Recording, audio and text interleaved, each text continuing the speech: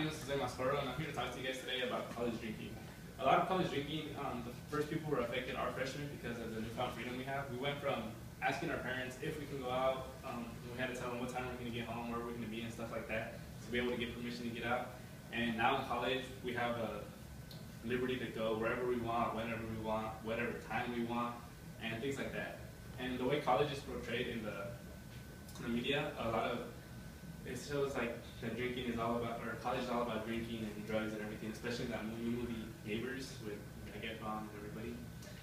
So people come to college and think that they have to drink and they have to do drugs to fit in. And studies have shown that there is an increase of people, or the youth that drink because of college, because they think that they have to and stuff. Studies show that there's been 9% increase of students who admit to using marijuana and other drugs. And they do that because when they came in, they thought they had to and everything, or everywhere they went, they were surrounded by drugs and alcohol. Studies also show that there was an increase from 80 to 88% of students who began drinking or who do drink in college. There was another study by the National Institute of Alcohol that over 2,000 students get killed annually because of alcohol-related incidents, and even more than that get sexually assaulted, or they're injured, or they're involved in accidents that involve alcohol. And a lot of students who come to college and feel uncomfortable about drinking, there's ways to avoid it, but they don't know how. First of all, you have to be comfortable with saying that that's not your scene, or that you don't like it, to be able to say no to other people. If you're not able to say no, that's something that you've seen, then you're just going to get peer pressured a lot easier. Another way to avoid alcohol in college is just like, if you're going to go to a party and you know there's going to be alcohol, then don't show up, unless you know that there's going to be like other drinks, like soda and water, food and stuff that you can also do. Then if you feel comfortable going, then you should go. A lot of students don't know that there are extracurricular activities in college, more so than there were in high school. A lot of majors and a lot of different colleges here offer extracurricular activities to help students avoid that kind of stuff. So there's, I know there's, in San Jose State, there's a bus that goes to San Francisco for a night and back. So that's one way you can avoid drinking. Another thing is joining clubs or extracurricular activities that are related to your major, because those students who are already in it kind of have the same views and interests as you, so it'll be easier to fit into that group than into a group that's drinking alcohol where you were uncomfortable with.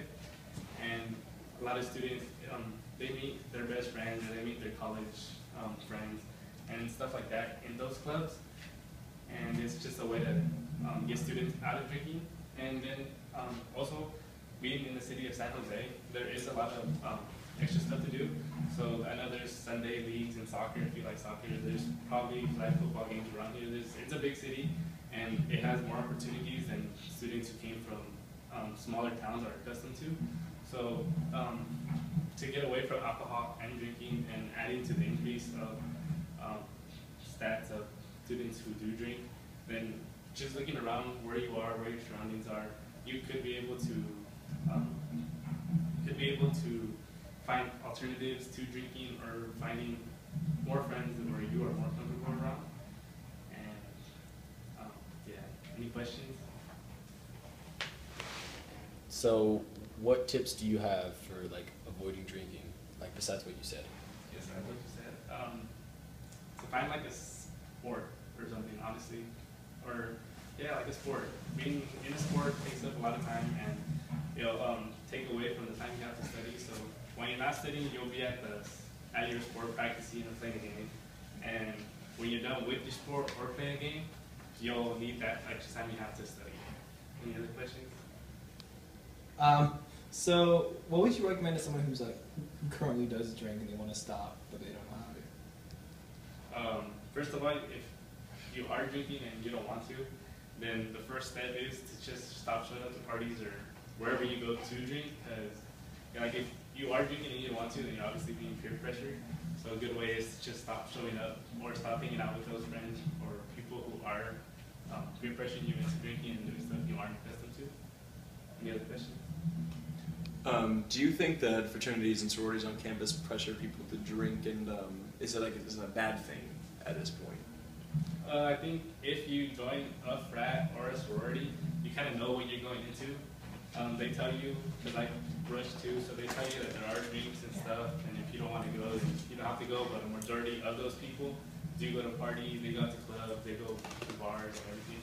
So you're kind of like, you know what to expect when you join one, so if you don't want to be drinking, I don't think that would be your scene to begin with anyway.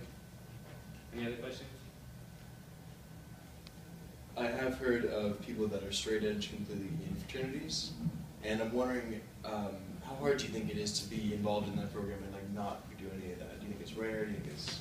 I think it's really rare because to be in like that, you can't give in to peer pressure easily. Because I mean, when people are drunk, they're gonna try to get you to drink, and it takes a lot of willpower from your part to say no, you can't. So I mean, to be straight edge and in a fraternity, I think it's rare, and I think it takes a lot of hard work.